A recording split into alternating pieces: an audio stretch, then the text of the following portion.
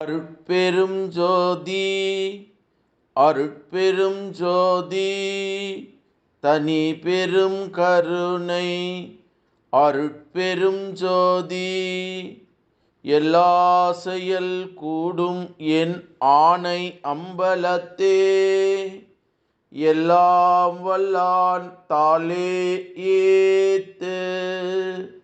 வாழ்க வையகம் வாழ்க வையகம் வாழ்க வளமுடன். குரு வாழ்க, குருவே துணை. அருட்பெரும் ஜோதி அகவல் உரை விளக்கம். மயல் அற அழியா வாழ்வு மென்மேலும் இயல் உற என் உள்ளத்து ஏற்றிய விளக்கே என்று திரு அருள் பிரகாச வள்ளலார் ராமலிங்க சாமிகள் பாடி அருளச் செய்த திருவருப்பா அகவல் வரி பாடல்.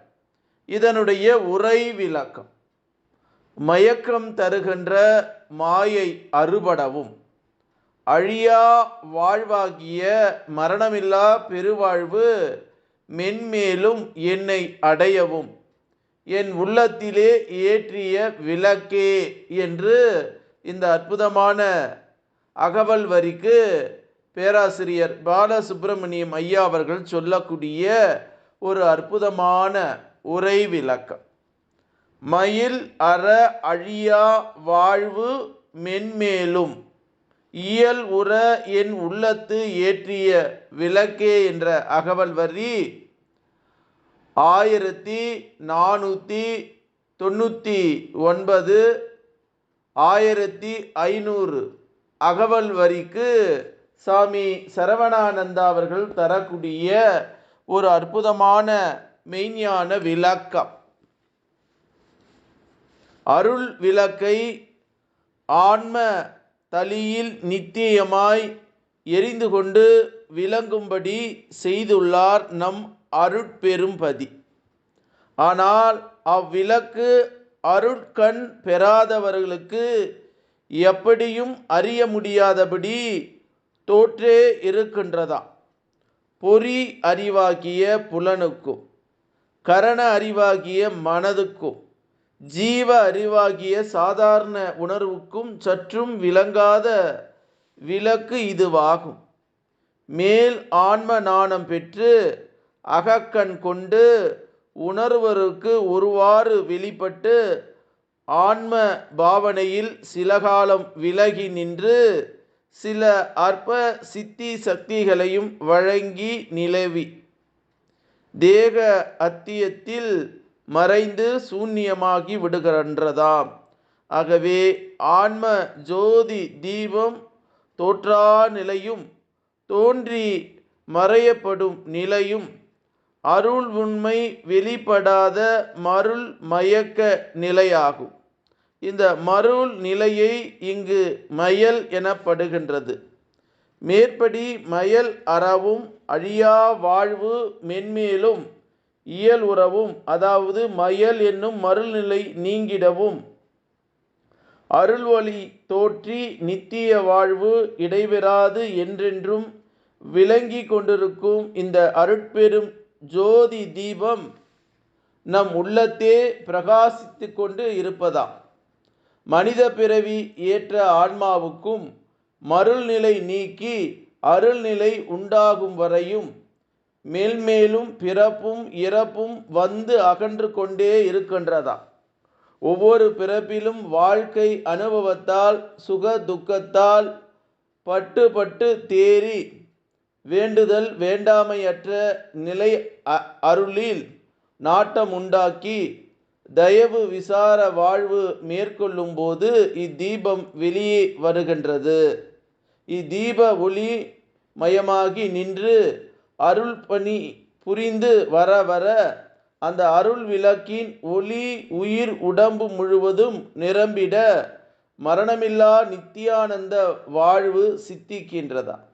இப்படி இவனே அருட்சுடரின் இயல்பினாய் அருள் பிரகாச வடிவான விளங்கிடும் பொருட்டு இவனில் இத்தீபம் ஒளிவிட செய்து வைக்கப்பட்டுள்ளதா என்று சாமி சரவணானந்தா அவர்கள் சொல்லக்கூடிய ஒரு அற்புதமான செய்தி. இந்த அகவல் வரி நமக்கு சொல்லக்கூடிய ஒரு செய்தி என்னன்னா, மயல்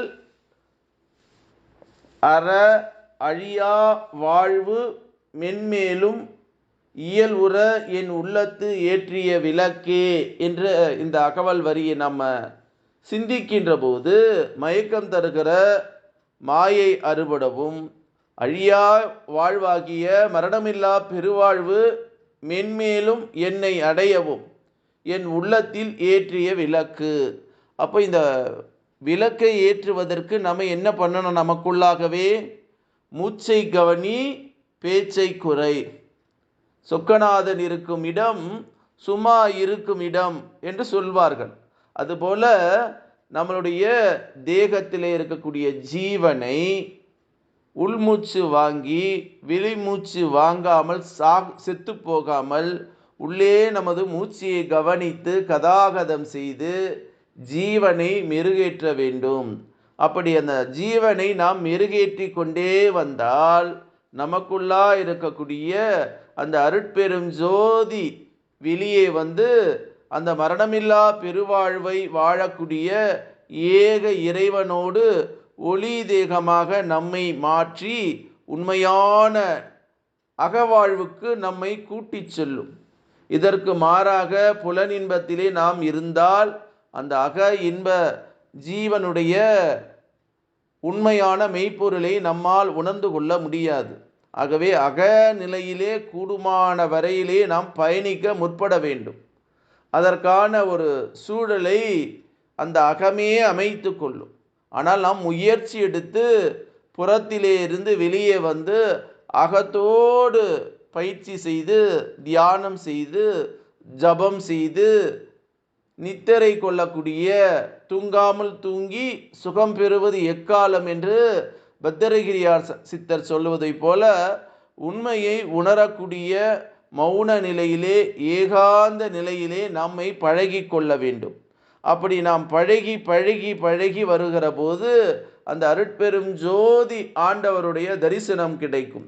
அப்படி அந்த அருட்பெரும் ஜோதியான அந்த ஏக இறைவனுடைய அருள் காட்சி நமக்கு கிட்டுமானால் மரணமில்லா பெருவாழ்வை நாம் அடைந்தே தீருவோம் என்பது சத்தியம், உண்மை என்ற செய்தி சொல்லக்கூடிய ஒரு அற்புதமான அகவல் வரி பாடல். இந்த பாடலை நம்ம உள்ள வாங்கி நமக்குள்ளான ஒரு உந்து சக்தியை, ஒரு நிலையான அந்த தெய்வீக சக்தியை நாம் அறிந்து கொள்ள வேண்டும், தெரிந்து கொள்ள வேண்டும் என்பதுதான் முக்கியமான செய்தியாகும். வள்ளல் பெருமான் அன்பெனும் பிடியில் அகப்படும் மலையே, அன்பெனும் குடில் புகும் அரசே, அன்பெனும் வலைக்குள் படும் பரம்பொருளே, அன்பெனும் கரத்தமர் அமுதே, அன்பெனும் கடத்தில் அடங்கிடும் கடலே, அன்பெனும் உயிர் ஒளி அறிவே, அன்பெனும் அணுவில் அமர்ந்த பேரொளியே, அன்புருவா பரசிவமே என்று பாடுகிறார். ஆகவே அந்த ஏக இறைவனோடு நாம் ஒன்றி கலக்க முயற்சியும் பயிற்சியும் தொடர்ச்சியாக செய்வோம் என்று சொல்லி அருட்பெரும் ஜோதி அருட்பெரும் ஜோதி தனி பெரும் கருணை அருட்பெரும் ஜோதி எல்லா செயல் கூடும் என் ஆணை அம்பலத்து எல்லாம் வல்லான் தாளே ஏத்து. இன்று வருமோ நாளைக்கு வருமோ அல்லது மற்ற என்று வருமோ அறியேன் எம் கோவே, துன்று மலை விம்மாயற்று வெளிக்குள் வெளி கடந்து சும்மா இருக்கும் சுகமென்று பாடி அருளச் செய்த வள்ளல் பெருமான் திருவடியை வணங்கி எல்லா உயிர்களும் இன்புற்று வாழ்க, வள்ளல் மலரடி வாழ்க வாழ்க, கொல்லா நெறி குவளையமெல்லாம் ஓங்குக என்று வள்ளல் பெருமான் திருவடியை தொட்டு வணங்கி இந்த பூமியிலே வாழக்கூடிய சித்தர்கள், ஞானிகள், மகான்கள், யோகிகளுடைய திருவடியை தொட்டு வணங்கி இறைநிலையோடு என் எண்ணத்தை கலக்கவிட்டு உங்கள் அனைவரையும் மனதார நெஞ்சார வாழ்க வளமுடன் வாழ்க வளமுடன் வாழ்க வளமுடன் என்று வாழ்த்துகிறேன். நன்றி, வணக்கம். வாழ்க வளமுடன்.